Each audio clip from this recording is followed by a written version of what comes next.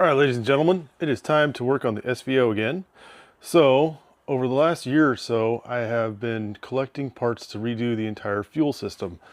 The car is still in a running and driving state, but it has the factory fuel lines that do end up like crossing over, going to the exhaust side. That's a whole rat's nest. That's a future project, but they then go down into the front fender well, underneath the car, and then all the way to the back.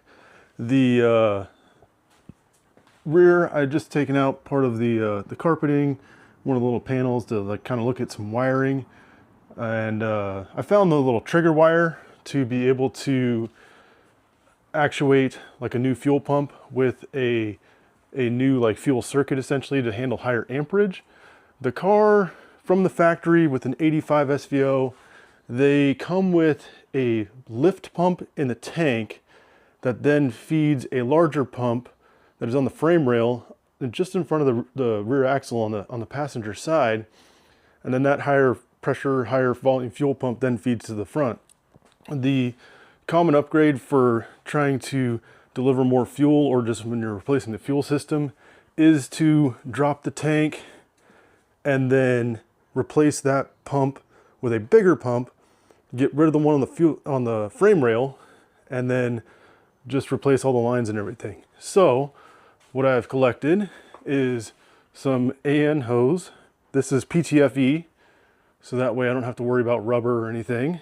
And then over here, I ended up getting a bunch of parts. So got a bunch of fittings that I'm gonna need. We got 8 AN for the feed, 6 AN for the return. This is a Stinger Performance, just bar stock fuel rail. I've already plugged a couple of the ports that I'm not gonna need. And then down the road here, I actually got some radium swivel fittings for it. Those are both 8 AN, so feed and then return. I got a QFS fuel hanger. It came with a 340 pump.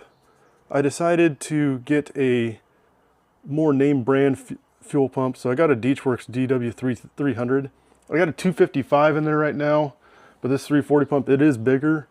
I wasn't maxing out the 255, but the price difference was minuscule, so I did have to modify the hanger a little bit down here at the bottom. It's not really focusing, but I had to kind of just open that up on the side there, so that way the inlet would be able to accept the fuel stock and have the fuel pump go all the way down.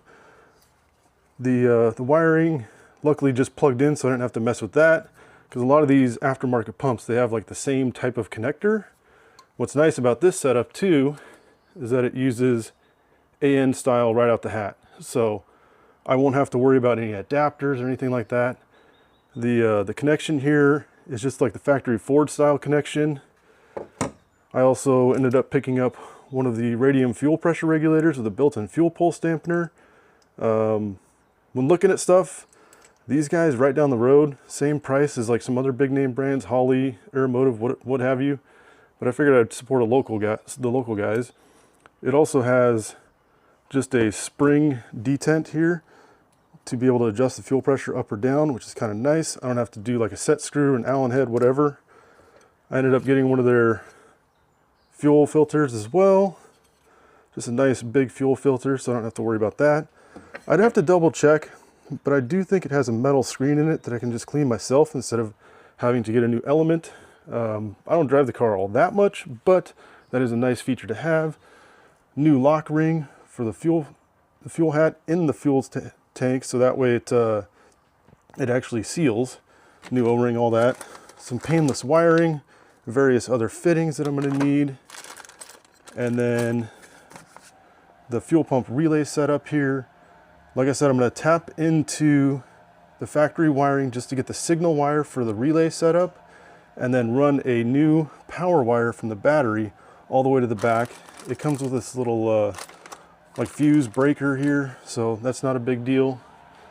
I got some various loom because I think I might run the power wire underneath the car, a cutter for the lines, hangers that I'll be able to screw into the car so that way I can hang the fuel lines up. Since, sorry about that. Since I may have a connection under the car. I ended up actually getting some of these Deutsch connectors, or not Deutsch, sorry, Deutsch connectors, to be able to have something waterproof if I end up under the car. So that way I don't have to worry about any water ingress and screwing up the connections, because that would suck to be stuck on the side of the road. Got the correct crimper for it.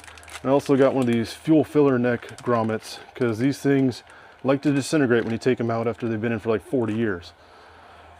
The one last thing that I did a little while ago, I think I'll end up keeping it here. I'm not exactly sure, but I made a little bracket and then put it in the engine bay here, so that way I can hang the fuel pressure regulator off of that guy.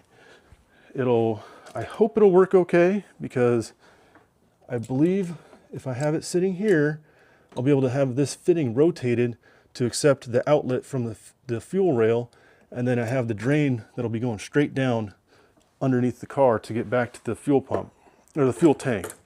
I'm going to try and cross over the fuel lines from the passenger side to the driver's side, so I don't have to cross over the engine bay again. I'll have to contend with the exhaust. We'll see how that goes. This is just video number 1. I'm going to be making a number of videos on this, because a lot of this is all being custom. I got a plan, but we'll see how it changes. All right, so got a little bit of a progress update since end of that last clip. Ended up getting the fuel rail on, and then also the fuel pressure regulator installed. This one is still a little bit loose. This guy's fully tight.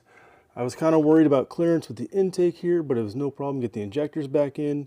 I didn't mention in that previous clip, the injectors are going to stay the same. They are, what is it, Fuel Injector Dynamics 850s, 875s or something. They're about as big as it's recommended to go on my current wiring setup with my ECU, because it's still wired for batch fire. The stock ECU just had 2 injector drivers. The Pimp X that I got from Stinger, that's, you know, in the footwell, the EEC4 box, that one had 2 injector drivers in it, so that way I didn't have to mess with any of the wiring here. The little coolant line back here I had to move a little bit, but I believe everything will fit. So the routing is going to be a feed from this one down here, where that 90 goes underneath the car, kind of by the dipstick, and then it'll go through the rail up to this fitting, and then back into the regulator, and then the drain is right here. Oop, I shouldn't tilt that. And the drain should be able to fit everything, or fit through the back of the engine bay as well. The drain lines are a little bit easier to see here, where everything has actually got a pretty good amount of room there. So I'm fairly happy with everything kind of fitting there.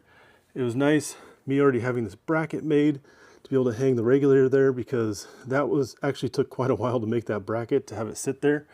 But I'm very happy with how it fits in there with just all the other junk in the engine bay. Then coming underneath the car, I got it jacked up and then made these little wheel cradles. So it's on all 4 corners right now. Got my flashlight and headband light, so hopefully we'll be able to see pretty well.